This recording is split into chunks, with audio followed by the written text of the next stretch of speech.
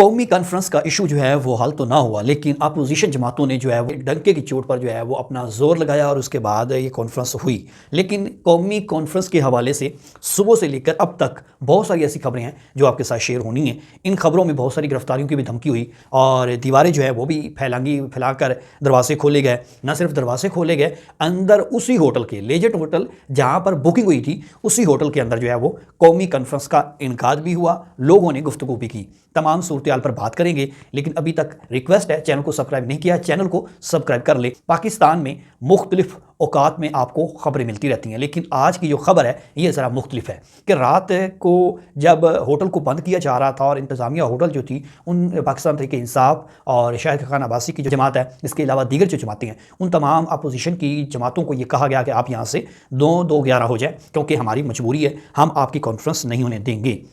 वहीं पर अपोजिशन ने ऐलान किया, रहनुमाओं ने, कि हम हर सूरत कल जो है वो कॉन्फ्रेंस करेंगे। जब सुबह वहाँ पर शाहिद खान अब्बासी पहुँचे, उन्होंने कहा जी मैं यहाँ पर पहुँच गया हूँ, गिरफ्तार करना है कर लो। वहाँ पर एसपी पुलिस जो है वो वहाँ पर पहुँची और पुलिस के दीगर लोग जो हैं वो कंट्रोल संभाला और गेट को जो है वो दरवाजे बंद कर दिया गया है। गेट का जो है वो दरवाज़ा बंद करके इन लोगों को अंदर आने नहीं दिया जाएगा। सुबह तक ये लग रहा था कि रोड के ऊपर ये कौमी कॉन्फ्रेंस होगी। रोड के ऊपर तो कॉन्फ्रेंस नहीं हुई, अलबत्ता उसी होटल में हुई जहाँ पर अपोजिशन जमातों के लोगों को निकाला गया। इस पर जो अपोजिशन है कौमी असम्बली में, उमर अयूब, उन्होंने एक गुफ्तगू की और उन्होंने बड़ा सख्त जुमलों का तबादला भी किया। और इसके साथ साथ जो उमर अयूब है, उन्होंने कहा जी जिस बंदे ने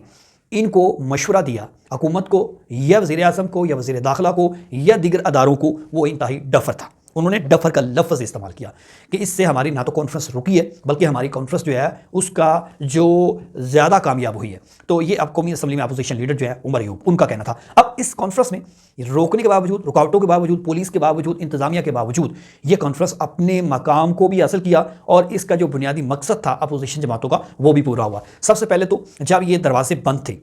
और दरवाजे बंद होने के बाद पुलिस जो है वो अपोजिशन जमातों को अंदर दाखिल होने की इजाज़त नहीं दे रहे थे। अपोजिशन के लोग बाहर पहले इंतजार किया कि यहाँ पर जो है वो किस तरह से अंदर दाखिल हुआ जाए और कोशिश की कि किसी तरह से दरवाजे खुल जाए, लेकिन जो लेजेंड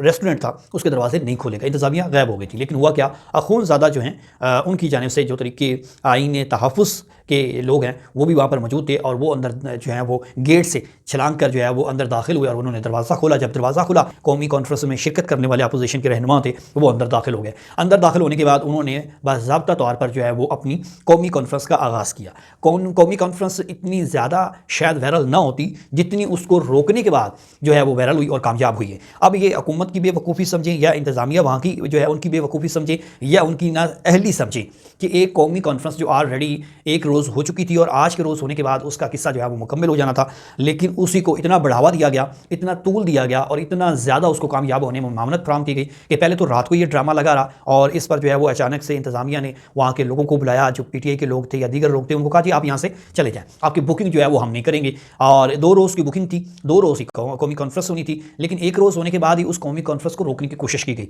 ताकत के इस्तेमाल पर। अब मैं पहले भी आपको वीलॉग में अक्सर कहता हूँ कि ताकत के इस्तेमाल पर जितनी चीज़ों को रोका जाता है वो वक्ती तौर पर रुक जाती हैं, लेकिन बुनियादी तौर पर उसके जो असरात हैं वो दूर तक नज़र आते हैं और उनके असरात हैं वो बुरे होते हैं। और इसी की वजह से कौमी कॉन्फ्रेंस को रोकने की कोशिश की गई कि शायद जिस तरह से एहतजाज को रोका जाता है कौमी कॉन्फ्रेंस भी रुक जाएगी, लोग डर जाएंगे और भाग जाएंगे। लेकिन सियासी लोग थे, उनमें वो लोग भी थे जो साबिक वज़ीर आज़म शाहिद खान अब्बासी हैं, मुस्लिम लीग नून के दरीना साथी हैं और उनके साथ काम भी कर चुके हैं। और शाहिद खान अब्बासी जो है वो ऑलरेडी अपनी जमात अलग बनाई हुई है, वो भी वहाँ पर पहुँचे और इंतज़ामिया में शामिल थे। और इसी तरह से जो पाकिस्तान तहरीक इंसाफ के रहनुमा हैं, जो मौजूदा क़यादत है, वो वहाँ पर पहुँची और कौमी कॉन्फ्रेंस जो है उसका जो नक्शा उन्होंने पेश किया था उससे बरक्स हुआ, लेकिन वो कामयाब हुआ। अब ये हुकूमती दबाव भी था, ताकत भी थी और वहाँ पर पुलिस जो है वो होटल के बाहर पहुँच गई। जब वहाँ पर पुलिस पहुँची, लग ये रहा था कि शायद जो है वो आज कोई लाठीचार्ज हो, कोई जो है वो झड़पें हों, कोई तशद्दुद हो, कोई लड़ाई झगड़ा पेश हो या इस तरह का कोई वाक़या हो सकता था। लेकिन ये तो बेहतर फैसला है कि कोई इस तरह का वाक़या नहीं हुआ, लेकिन खुद ही वहाँ की इंतज़ामिया ने, पुलिस ने इस तरह का कंट्रोल संभाल कर होटल को सील करके वहाँ पर जो उन्होंने ड्यूटी दी, इससे हालात जो हैं वो ये लगा कि शायद ऐसा कोई वाक़या हो सकता है, लेकिन ऐसा वाक़या नहीं हुआ। अब कौमी कॉन्फ्रेंस जो है वो अपनी कामयाबी की तरफ जो है वो गामज़न हो चुकी है, इसमें दो राय नहीं है। इसकी रीज़न ये है कि कौमी कॉन्फ्रेंस में उन्होंने अपनी गुफ्तगू करनी थी, अपना आइंदा का लाएअमल तय करना था। और इस कौमी कॉन्फ्रेंस का जो मकसद है, जो अपोजिशन के लोग जो अब तक तकरीर कर रहे हैं या जो उन्होंने इस पर जो है वो एलामिया दिया है कि आइन के तहफ़्फ़ुज़ के लिए, वो कहते हैं जी हम आइन के तहफ़्फ़ुज़ तहफ़्फ़ुज़ के लिए, अदलिया के तहफ़्फ़ुज़ के लिए जो है वो अपना कोई ना कोई इक़दाम लाएअमल तय करेंगे और इस पर हम जो है वो आवाज़ उठाते रहेंगे। रात को इन तमाम जो अपोज़िशन की जमातों ने एक दूसरे से हलफ़ लिया, हलफ़ लेकर कहा कि कोई जमात का जो लोग मौजूद हैं वो नहीं भागेंगे और आइन के तहफ़्फ़ुज़ के लिए, आइन के तहफ़्फ़ुज़ के लिए जद्दोजहद करेंगे और कोशिश करेंगे। कौमी कॉन्फ्रेंस थी, उसको इतनी ज़्यादा कामयाबी मिली क्योंकि उसमें रुकावट पैदा करने की कोशिश की गई, वहाँ पर सील किया गया। तो फिर साफ ज़ाहिर है हुकूमत की बदनामी थी और रियासत की बदनामी इसलिए होती है कि जब आप किसी जमहूरी तरीके को, तर्ज़ अमल को नहीं होने देते तो फिर आप जो है वो जबर की तरफ जाते हैं, फिर जुल्म की तरफ जाते हैं, तो फिर उसका नुकसान जो है वो आवाम को भी होता है,